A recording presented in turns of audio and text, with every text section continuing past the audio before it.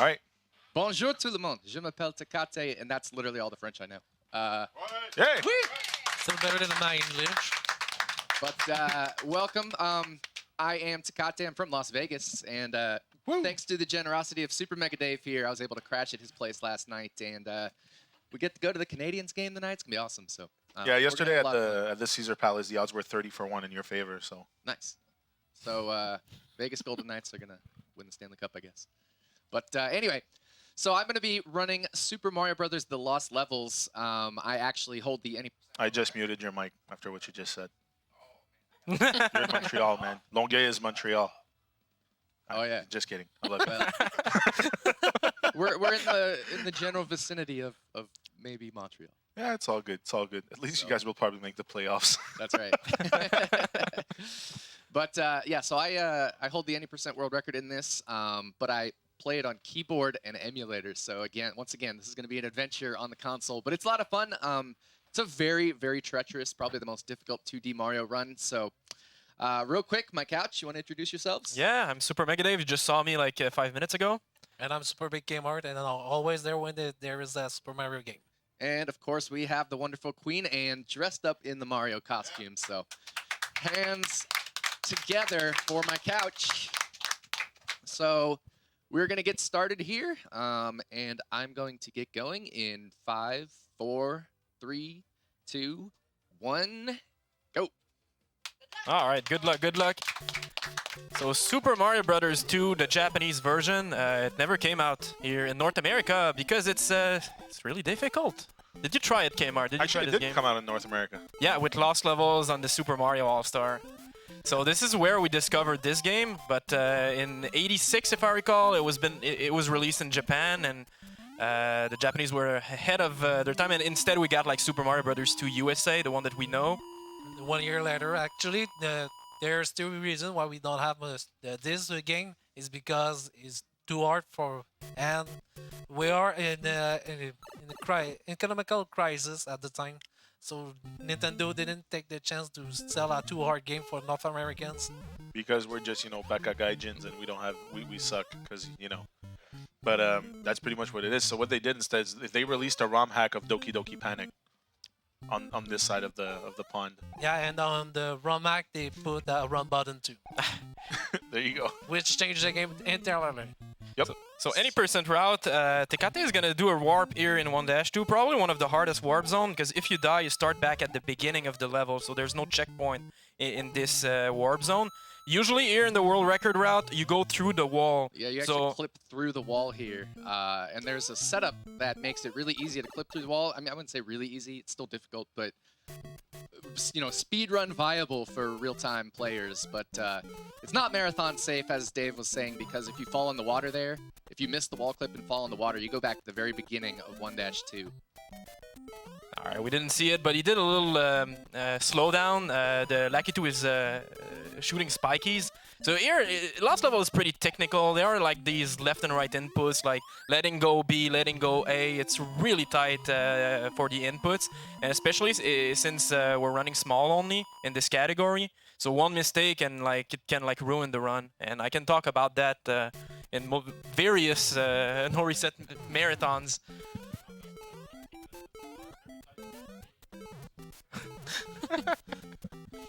So to answer to your question, Dav, yes, I did play Lost Levels, and further I did is World 3 with Luigi. All right, we avoided Dikembe Mutombo. For any of you who are NBA fans, there's a basketball player called Dikembe Mutombo. He was huge, and he would always block shots. There's one hammer bro who can jump up really high in front of you in this level, and I call him Dikembe Mutombo because he might block your path, but he made it easy.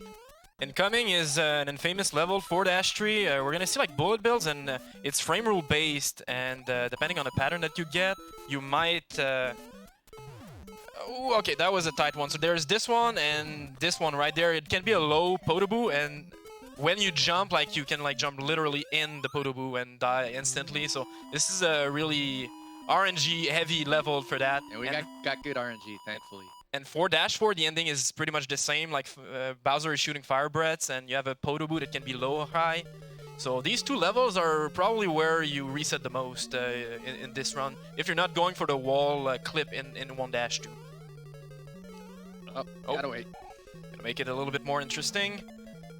There you go. So 4-4 in this version is not a maze, it's a regular level, so even though you see like multiple patterns here, it's all going to the same place. So here is what I was talking about, a friendly pattern, friendly Bowser pattern as well. Good job, good job. This is a tight handing here. That's one of the scariest parts of the run right there. So we're coming up to 5-1, but in the meantime, the screen's going to go blank here, and that's because on the original Famicom disk system, it actually had to load, load the other side of the disk, so that's why you see the blank screen there for a little bit. Now we're in World 5. I'm going to try to go for a trick here at the end of this level that is a frame-perfect jump and then a 2-frame window jump if I hit the first one. Also, we want to thank Goofy Chocobo for a despawn strat in this level as well. I didn't get the despawn, but he invented another despawn strat like he did in SMB1, so he is the master of despawn strats. Thank you, Goofy. But yeah, I'm going to go for a frame-perfect jump followed by a 2-frame window jump. If I miss it, it's okay. It's a safer version of the super jump. Oh, I got the frame perfect, but I missed the wall jump, the 2-frame. So of course I get the one that's twice as hard, and I missed the easier one. So while we're watching this, somebody on the chat is curious, and so am I. They're asking, what's your console PB? My console PB for this, you might see my first ever console complete. No, I'm just kidding. I don't know. I haven't timed console on this one. This actually is probably PB pace. All right, so 5-2, here is where we're gonna warp to World 8. You're gonna see like Tecate do a trick called Devil Spell.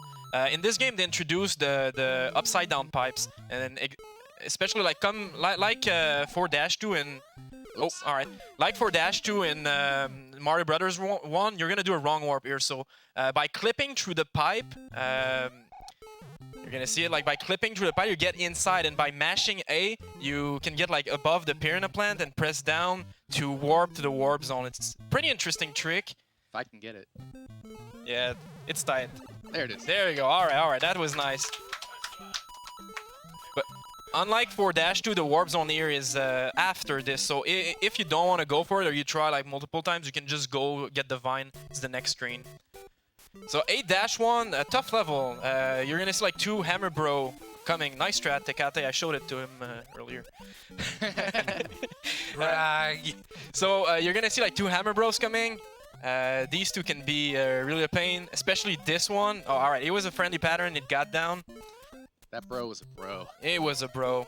But if you have the wrong pattern here, the hammer bro in this version, you can lick the left side of the screen and the hammer can't hurt you. So you can like leave the bro to come forward. It's a new introduction in Lost Levels. The bros are coming forward, so they are advancing towards you instead of staying still like the original version.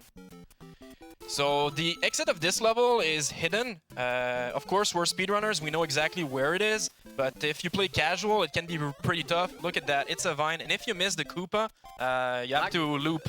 You have to loop. Flagpole glitch try here. Oh, he's going to go for flagpole. He tried yesterday and he got it. Oh. So close. Do we have time for a quick donation? Absolutely. Go ahead. So we got a $10.50 donation by 50% Gaming because he needed to put a 50 in his donation. Saying good luck to Tecate. Hopefully we don't see any idiot boss moment. Also, can't wait to say hi to Bruce. GG to Super Megadab for the race. Cheers to all the NoReset Speedrun family. Let's go! Let's go. Let's go. Thank you, 50% Gaming. And I was actually commentating his Super Mario Brothers run for the NoReset Marathon at DreamHack Atlanta. So Yeah, I remember that. that was a lot of fun. And when he says, don't have any idiot boss moments, I am known as the idiot boss. And I'm gonna go get the naked. reveal. Oh, I got my idiot boss shirt on. So Is there a story behind that? I just used to screw up a lot and say that was, instead of like Stair Boss or like that was an idiot boss moment. Idiot boss moment. Okay, I see. I mean, I asked for an explanation, not an example. All right, We so got to watch it said now. He got only one life. wait and- for yeah. We'll go ahead. And on the opposite of All Stars, where we restart at the same stage, we have to redo the world if we game over on the original version of the game. So. So 8-4 here, like SMB1, it's a maze, so you have to go a specific route. This right there is pretty tricky. All right, there you go. You can like loop if you jump too far, and the jump incoming also is notorious for being a pain. There you go. Safety mushroom. We're gonna see Bruce in a couple of seconds. Say hi to Bruce when you see him. Hi, Bruce. Hi, Bruce. Oh boy. Let's kiss him. We love Bruce, so let's give him a kiss. Love you, Bruce. All right, so time incoming on the axe grab. Oh, I missed the clip. There's a clip you can do there for fun. And time. All right, good job, Tecate. So because there's loading time, that was basically a 9 flat. So there's we removed the load time, which is about 5 seconds, and then we had about a couple seconds of delay at the start. So it was about a 9 flat. Yeah, so 9 that's flat. a very good run. I'm happy with that. So I just wanted to say thank you to my couch. Thank You're you to welcome, dude. NoReset for having me. Well, thank you for coming all the way down here Yeah. to be with us and help something, as I've been saying repeatedly, that's very dear to me. So thank Yeah. you so much. I love it. This is And, a great cause, and I'm going to be running Zelda 1 tomorrow morning as well, so I'm not done Awesome. here. And, Awesome. I'll be sticking around, so I'm Alrighty. looking forward to the rest of the runs and the rest of the Mario block, especially. Great. And I mean, in the meantime, you guys, everyone in chat here, like, spam your social networks, like, just, you know, harass your families. Don't steal from them, obviously. But I mean, if you can coerce them in a friendly manner to give us all their monies for the Répit, that would be pretty amazing. But I mean, just share everywhere. We need to get as much as we can, and we did $6,822.22 at Atlanta. That's what we finished at, but that was USD, which translates roughly to like 9,000. So for this event, I know it's not like one of the big events like in the DreamHack or anything, but if we could break 10,000 by the end of the weekend, that would be insane. So 10,000, it's basically 1,000 people donating 100, or 2,000 donating 50, or 40,000 donating 25. That's right. You know, quick math. Quick math. All right, so we're gonna go to a quick transition to get ready for the next run, which is Super Mario Bros. 3 randomizer relay race between Momuni and Mollyman versus Bencho Sly and Super Mega Dave. So stay tuned. We'll be right back. Yeah, before the transition, I just want to tell Tecate that 50% Gaming congratulates you on your stupid bus demonstration. That was a perfect showcase.